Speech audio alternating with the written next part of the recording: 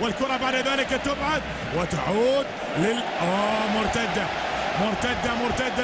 مرتدة سريعة للأمام، ويتقدم الآن الكرة لجوردي وخطيرة. جول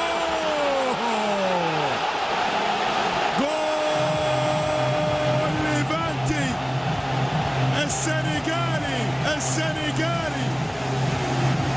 السنغالي دياوارا سجل وأشعل فالنسيا، وبالتالي بابكر دياوارا نعم يأتي ويسجل، وبالتالي يتقدم ليفانتي. أنا قبل شوي أقول بأن هذا الفريق صار له 8 مباريات ما فاز في ملعبه. الكرة جميلة في المكان السليم، وأخطاء دفاع ريال مدريد تستمر أيضا.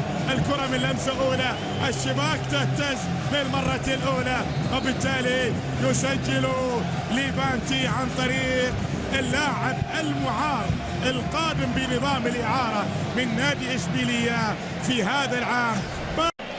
ويطلب من المصور الابتعاد أنخيل دي ماريا من ضربة ركنية ملعوبة.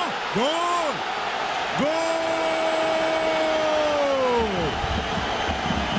ما راح يسكت الريال. تحمل ليفانتي عندما اصطاد الكبير.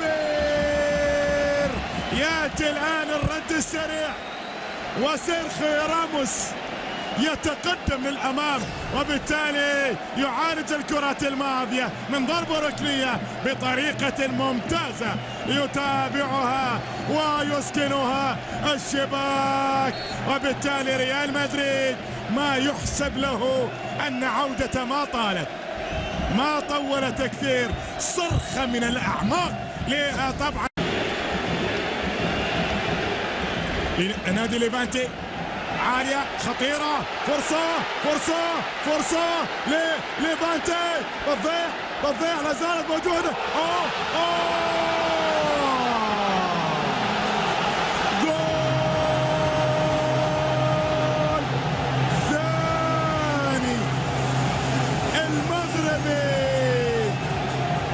نبيل الزهر كان على موعد مع التاريخ وسجل هدفا ثانيا لليفانتي. يا لها من اجواء في الملعب. نبيل الزهر المغربي الدولي اللي كان بديل وتحول الى المباراة الكرة الماضية في اصرار كبير من المغربي نبيل الزهر مع أكثر من قميص أبيض، ومع ذلك يأتي بالحال في المرة الأولى الإصرار، بعد ذلك في المرة الثانية الكرة بهذه الصورة في شباك دييغو لوبيس، وبالتالي يتقدم الآن. الأبيض تكون حقيقة الوفرة دائما، وهذه كرة فيها المرور، فيها التقدم لجميلة منقولة جول البديل الشاب الصغير موراتا. هذا عاشق شباك ليفانتي. العام هدف الأول بالليغا كان في شباك ليفانتي في هذا الملعب. الله صغير لكن بأسلوب الكبار يأتي ويدرك التعادل بالفعل.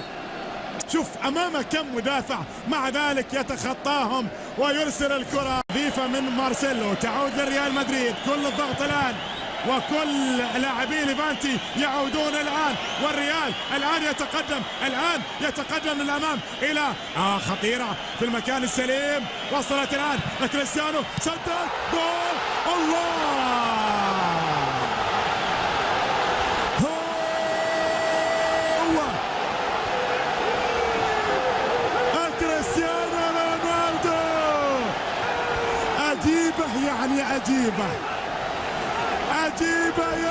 عجيبة على كريستيانو رونالدو.